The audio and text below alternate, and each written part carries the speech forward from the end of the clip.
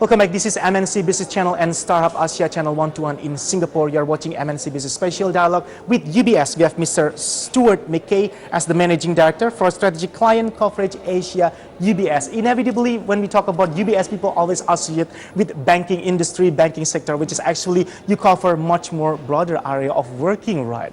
What should we know more about UBS, especially reaching 2015? How UBS already expanding? How do you progressing as well, given the current economic situation? Thank you, Albo. That's a very big question. I could spend a lot of time on that. I mean, UBS has gone through a very interesting period. We've had a very successful strategic transformation, which in the view of our CEO is now substantially complete. And I think that was largely in response to, like a number of banks, UBS reassessed its position in the wake of the financial crisis, and we've emerged as a very strong bank in a number of respects. That transformation really involved UBS focusing on its strengths, and its strengths were historically wealth management, a wealth management-centered bank, complemented by our existing strengths in asset management and investment banking. Those businesses are all viewed as synergistic with each other, the wealth management, the asset management and the investment bank. They're viewed as being less capital and balance sheet intensive than other areas of banking, and they're viewed as areas that have long-term structural growth. And that strategy has proven to be very successful, we think. UBS has significantly shrunk its balance sheet, almost 40, over 40% in the last couple of years.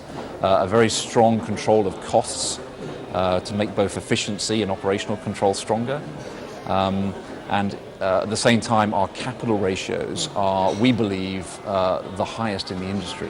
UBS has a 13% capital Tier 1 ratio, 18% on other measures. We are probably the most strongly capitalized bank amongst our peer group. And the market has rewarded that strategy with a decent multiple and a strong share price performance. So UBS has been going through a transformation to focus on the things that we do well, which is wealth management and providing advice and solutions to our corporate clients.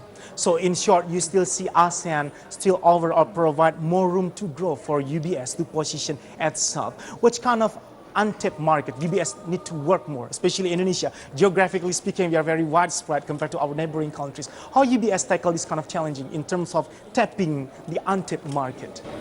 We're very excited about Indonesia and the whole of ASEAN. It really plays to those strengths I mentioned. There are a lot of wealth management related clients and business opportunities, as well as strong and emerging corporates and governments. So between our investment bank and our wealth management side, we feel very well positioned to capitalize on those opportunities, and in particular to help these companies, these individuals, both raise finance, be it equity or debt, from the international markets, from local investors and from the international markets, and also to provide them with advice and solutions for their funding needs. And that's really what we're trying to focus on, is providing advice and solutions. We are not trying to be a bank that comes in and does a lot of plain vanilla lending. That's not been our strategy. Yeah, it is pretty obvious that UBS really walked the talk. You realize your plan and strategy in a good path.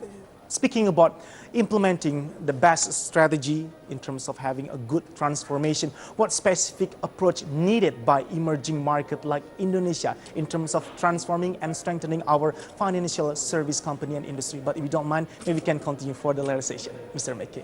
Make sure you are still with us. You are watching MNC Business Special Dialogue with UBS.